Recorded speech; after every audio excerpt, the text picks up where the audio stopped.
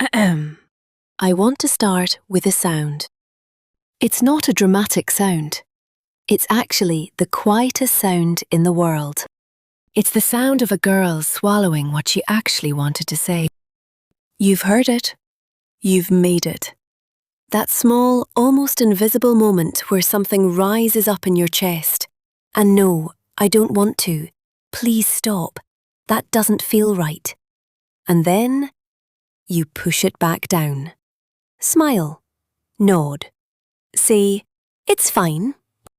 And the world moves on like nothing happened. But something happened. Something always happens in that moment. And today, that's what we're going to talk about. Welcome to Confessions of a Daughter. I'm so glad you're here. Whether you're 13 and trying to figure out why everything suddenly feels so complicated, or you're 45 and you've just realised you've spent decades shrinking yourself to fit into spaces that were never built for you, this is for you. This series is called I Learned Boundaries from My Trauma, Not My Mom. And before anyone clicks away thinking this is going to be a therapy session full of clinical words and distant advice, I want you to know, this is a kitchen table conversation. This is the talk your mother wanted to have with you but didn't know how. The talk her mother never had with her. This is the one that got lost, somewhere in the chain. And we're picking it back up, right now, together. The best way to get this conversation going? A free PDF. 5 conversations your mum should have had with you. Included is a journal prompt to help explore your thought, to have an honest conversation with yourself. The link is down below. The Girl Who Learned to Disappear. I want to tell you about a girl I know. She was about 11 when she first learned that making other people comfortable was her job. It wasn't written down anywhere. Nobody sat her down and said, "Listen, your feelings are less important than keeping the peace." It was quieter than that, more elegant almost. It happened in small moments. The moment her aunt made a comment about her body at the dinner table. "You're getting big, aren't you?" And instead of the adults in the room saying, "That's inappropriate," everyone just laughed nervously and moved on. So she laughed too. And she tucked the shame in her chest, like a folded note, and carried it home. It happened when she told her mother a friend at school was being mean to her, and her mother, exhausted, overworked, doing her absolute best, said, "Just be the bigger person, don't cause drama." And so she went back to school and smiled at the girl who was hurting her. Because causing trouble felt more dangerous than swallowing pain. It happened the first time a boy she liked pressured her into something she wasn't sure about, and the only framework she had was, if I say no, he won't like me anymore. And nobody had ever told her that losing someone who couldn't handle her no was actually called a gift. So she said yes, and a part of her went quiet that day. By the time she was in her 20s, this girl, and I want you to know, this girl is not one person, she is millions of us. She had built her entire personality around yes. Yes, I'll cover your shift. Yes, I'll lend you money. Yes, I'll be there. Yes, I'll stay. Yes, I'll be smaller. Yes, I'll be quieter. Yes, I'll pretend that didn't hurt. She was described by everyone who knew her as so sweet, so easygoing, so giving. And she was dying inside. I need to pause here because I know some of you just felt something. Maybe your chest got a little tight. Maybe you thought of a specific moment, a specific person, a specific yes that cost you something you've never fully gotten back. I want you to hold that. Don't push it away. We're going to come back to it.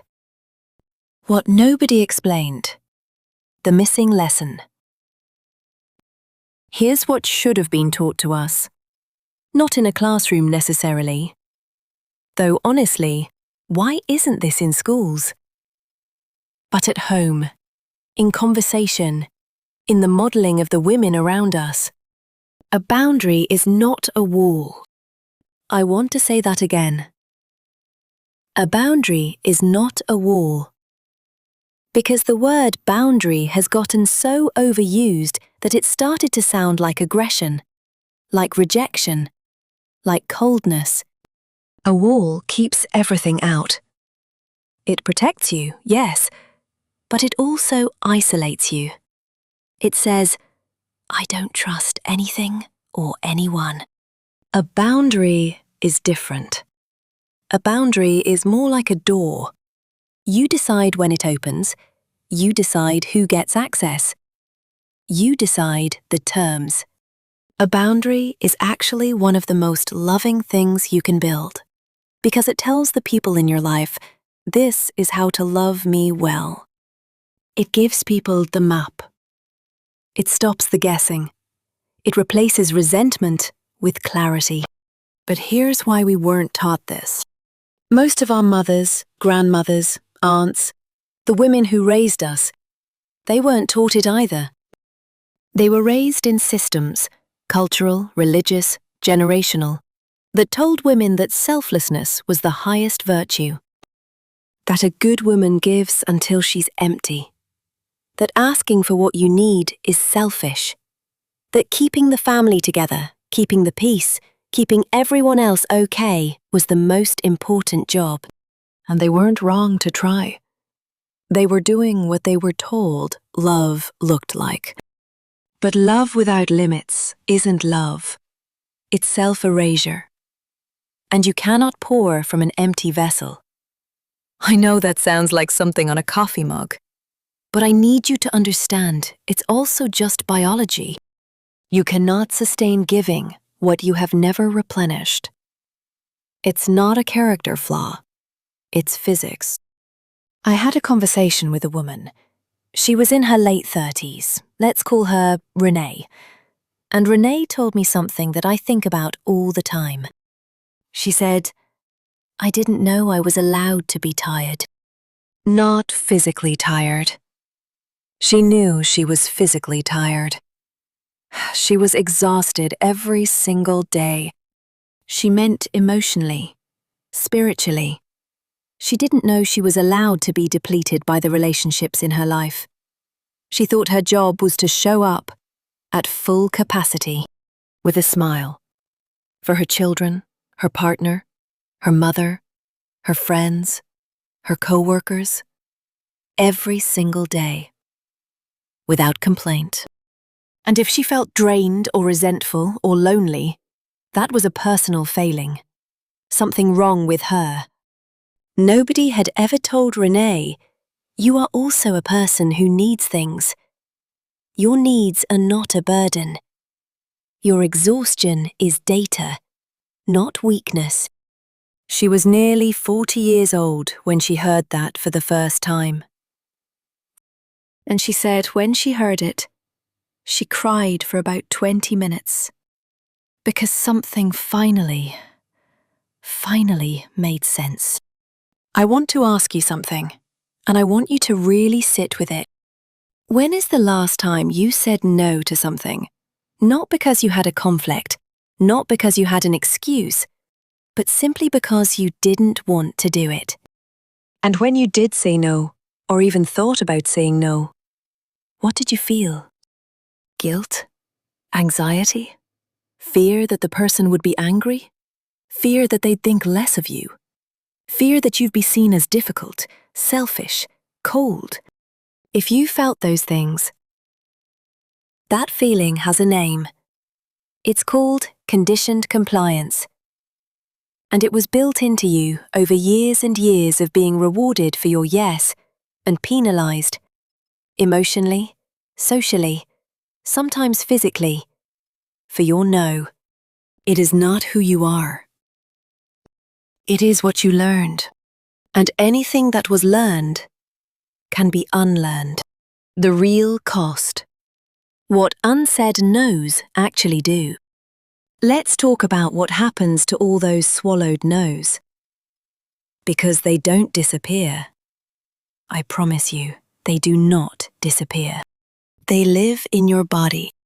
That tension in your shoulders that never fully releases. That's some of them. That low-grade anxiety that hums in the background of even your good days. That's some of them. That flash of rage that comes from nowhere when someone asks you for one more thing. That's a lot of them, stacked up, finally pushing back. There's real research behind this. Studies on the nervous system show that people who chronically suppress their needs, who are in a constant state of overgiving and under-receiving, show elevated cortisol levels. That's the stress hormone. Chronic elevation of cortisol is linked to everything from immune suppression to depression to cardiovascular disease. What does that look like? Being sick, and often, being tired for no reason, inflammation, and more. Your boundaries, or the lack of them, are literally a health issue. But beyond the physical, think about what a life built on unspoken no's looks like from the inside. You build relationships where people don't actually know you. Think about that for a second. They know the version of you that's always available, always agreeable, always fine. How lonely is that? And somewhere in you, you know that. You know that if you stopped being so easy, some of those people would leave. And that knowledge, that quiet terror, keeps you performing. It's exhausting. And the loneliest part? You can be surrounded by people who say they love you and still feel completely unseen. Because they're loving the mask. And the mask is tired. Now, I want to speak directly to the younger women and girls listening to this. If you're between 12 and 19, this part is especially for you, and I am so glad you found this. You are at the age where the world is going to start testing your yes. Boys, friends, social media, maybe even family. Everyone is going to have an opinion about what you should do with your time, your body, your energy, your attention. And you're going to feel so strongly that saying no means you'll be left out. That it means you're not fun, not loyal, not cool enough, not enough, period. I'm telling you right now, from the other side of that fear, the people worth keeping in your life will respect your no. Full stop. A friend who gets angry when you don't want to do something is not a friend. They're someone who benefits from your compliance.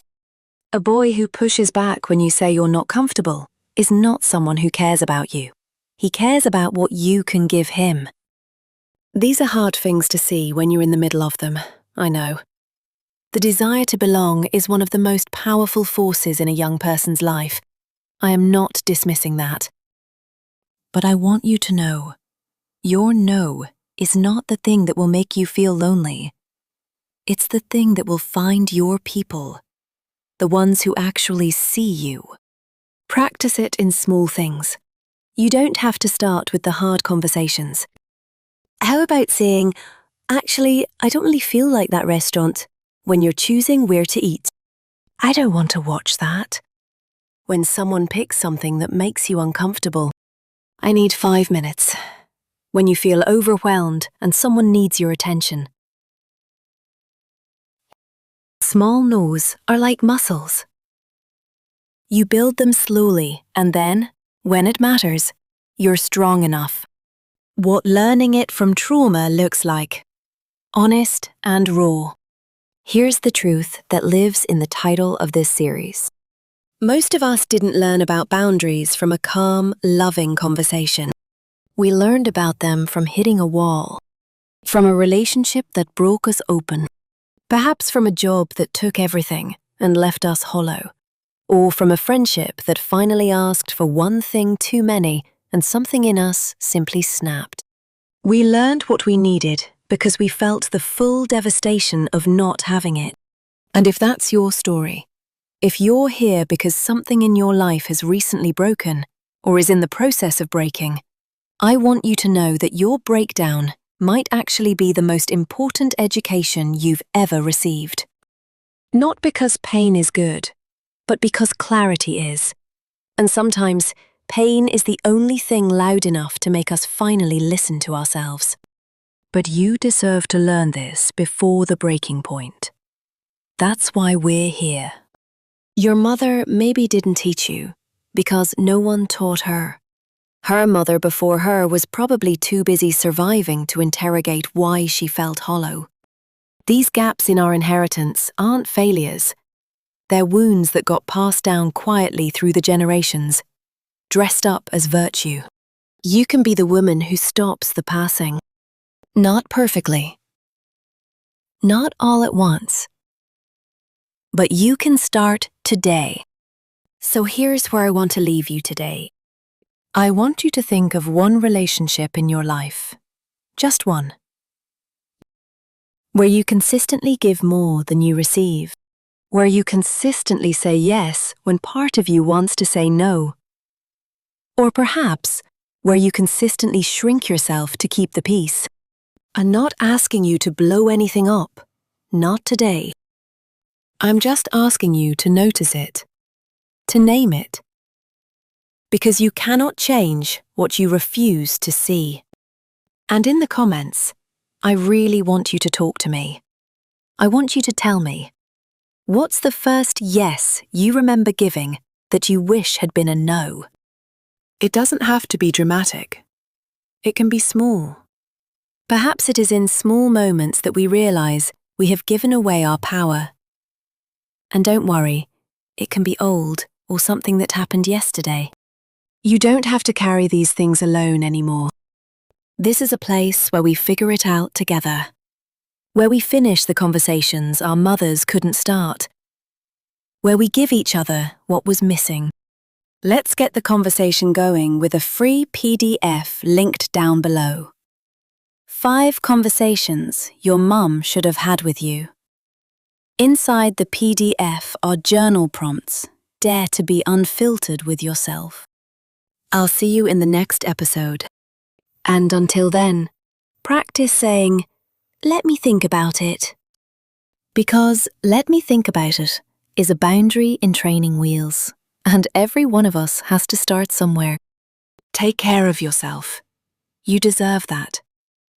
Even if no one ever told you so.